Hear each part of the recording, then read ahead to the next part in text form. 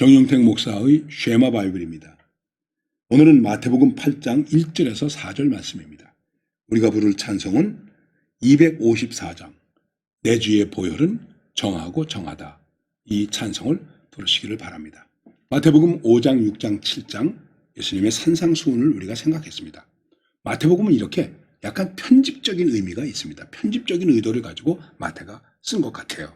8장에서부터 어떻게 시작되느냐 하면 예수께서 산에서 내려오시니, 자, 산에서 제자들을 가르치시고 내려오시니 수많은 무리가 따르니라. 한 나병 환자가, 옛날에는 문둥병 환자라고 그랬죠. 요즘은 또 한센시병 환자가 이렇게 말하기도 합니다. 나와 절하며 이르되 주여 원하시면 저를 깨끗하게 하실 수 있나이다 하거늘. 예수께서 손을 내밀어 그에게 대시며 이르시되 내가 원하노니 깨끗함을 받으라 하시니 즉시 그의 나병이 깨끗하여진지라 해서 문둥병 환자를, 나병 환자를, 한센시 병자를 고쳐준 말씀이 나옵니다. 그리고 여기서부터 예수님께서 많은 사람들을 고치신 치유의 얘기가 좀 몇 가지로 계속되고 있습니다. 자, 예수님이 이 땅에 오셔서 많은 환자들을 고쳐주셨습니다.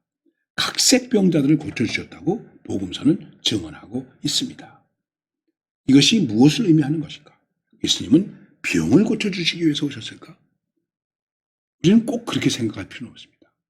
이것은 이 말씀 속에서 예수님이 산에서 내려오셨지만 예수님은 사람들이 생각할 때 부정한 것, 불결한 것, 깨끗지 못한 것, 어두운 곳을 먼저 가셨다는 것입니다. 여러분, 복음의 빛을 비출 수 있는 곳이 어디이겠습니까? 약한 곳입니다. 낮은 곳입니다. 아주 중요한 것입니다. 우리가 부자가 나쁜 것도 아니죠. 돈을 많이 벌어서 부자가 된 것도 죄를 진 것도 아니죠. 그런데 내가 좀 부자면, 뭔가를 가지고 있으면 하나님의 은혜를 받아들이기를 어려워요. 은혜가 은혜되지 못하는 일들이 많이 있습니다. 예수님이 내려오셨습니다. 문둥병을 가지고 있는 나병 환자를 만났습니다. 이 사람이 절하며 주여 원하시면 저를 깨끗하게 하실 수 있나이다. 여기서 우리 이 문둥병자를 보십시오. 절했다. 엎드렸다. 그리고 원하시면 저를 깨끗게 해줄 수 있습니다. 우리는 고쳐주세요. 깨끗게 해주세요. 낫게 해주세요. 왜 안 낫게 해주십니까? 이렇게 말하는데 이 나병 환자는 주님이 원하시면 저를 깨끗게 하실 수 있습니다.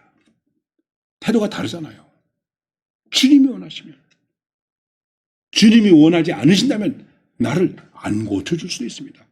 이 잔을 내게서 떠나게 해주세요. 그러나 아버지가 원하지 아니하시면 이 잔을 내가 마시겠습니다. 이것 아니겠습니까? 여러분, 내가 병에 걸렸느냐 안 걸렸느냐의 문제가 아니고 언제든지 우리는 주께서 원하시면. 그랬더니 그 다음에 주님이 뭐라고 말씀하십니까? 예수께서 손을 내밀어 그에게 대하시며 문둥이를 만졌다는 거예요. 여러분, 병을 고치기 전에 이미 뭘 고쳐주셨습니까? 이 문둥이의 마음을 고치신 거예요. 힐링이 일어난 거예요. 어떻게 문둥이에게 손을 댑니까? 부정한 사람인데. 그 유대인들의 습관 가운데는 문둥이는 사람들이 저기서 오면 자기가 먼저 소리를 질러야 돼요.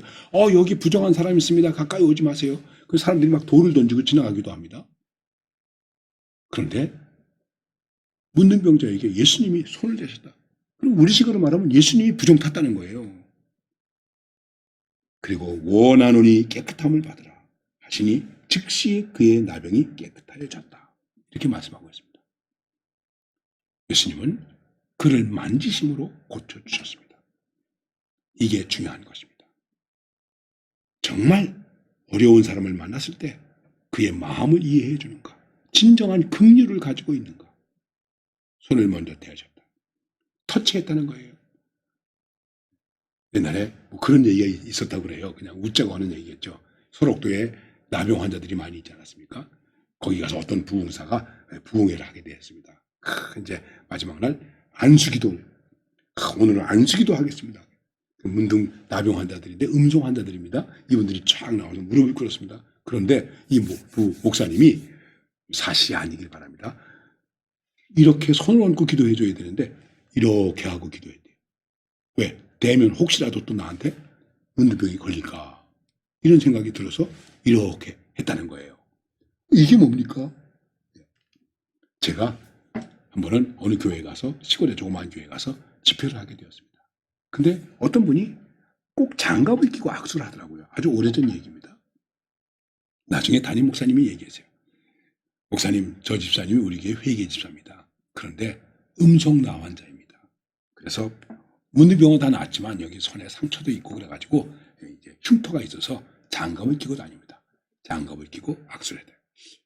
제가 공연할 마음에 아이고 이게 괜찮겠나? 아직까지 괜찮은 거 보니까 괜찮은 것 같아요. 여러분, 이러한 정말 이걸 글쎄 뭐 심리적으로는 임패스라고도 말 감정이입이 되는 거죠. 그래야 치유가 일어나는 것입니다. 참 어려운 것입니다. 그리고 그 다음에 예수님 말씀이 중요한 것입니다. 예수께서 이르시되 삼가 아무에게도 이르지 말라. 당신이 선한 일을 하셨는데 이거를 여기에 뭘 말씀하시면 삼감을 말씀하십니다. 우린 뭐 내가 고쳤다 말이지. 내가 능력이 있다. 심지어는 이렇게까지 광고까지 포스터까지 붙여요. 병든 사람은 오십시오. 예? 은사 집회에서 고쳐줍니다. 물론 그런 역사가 일어나겠지요. 그런데 예수님은 오히려 고쳐주시고도 얘기하지 마라. 소문내지 마라. 하고 삼감을 우리가 하나님 앞에서 행한 일들에 대해서 우리 스스로가 삼감을 가질 줄 알아야 돼요. 그게 결론이에요. 그리고 그 다음에 뭐라고 말씀하시냐면 제사장에게 네 몸을 보이고 모세가 명한 예물을 드려 그들에게 입증하라 하시니라. 구약 성경적으로 보면 문둥병자가 나병 환자가 나으면 예물을 드리며 제사를 드려야 됩니다. 그리고 제사장으로부터 인증을 받아야 돼요. 그러니까 너 제사장에 가서 인증받아라. 예수님은 율법을 완성시키십니다. 자꾸만 예수님에게 율법을 폐하러 온 자라고 얘기하셨는데 아닙니다. 예수님은 율법을 완성케 하셨습니다. 이것은 신학적으로 뭘 말하는 것이겠습니까? 말씀을 온전하게 하는 것이다. 우리의 모든 사역은 말씀을 온전하게 하는 것입니다. 말씀을 전하고 표적이 따르는 것입니다. 믿는 자에게 표적이 따르는 것입니다. 따르는 자에게 표적이 따르는 것이 아니라는 것입니다. 이 점을 깊이 생각해야 돼요.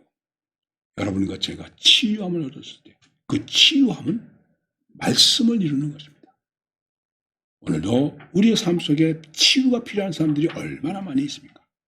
내가 먼저 가서 손댈 수 있겠습니까? 손을 잡을 수 있겠습니까? 끌어안을 수 있겠습니까? 그리고 기도할 수 있겠습니까? 이런 것을 통해서 우리는 하나님께서 베풀어 주시는 긍휼의 기적을 얼마든지 체험할 수 있는 것입니다. 그러나 거기에 우리들이 반드시 가져야 할 단서가 무엇입니까? 주님께서 원하시면 그것입니다. 오늘도 주님께서 원하시면 이 고백으로 살아가시기를 바랍니다.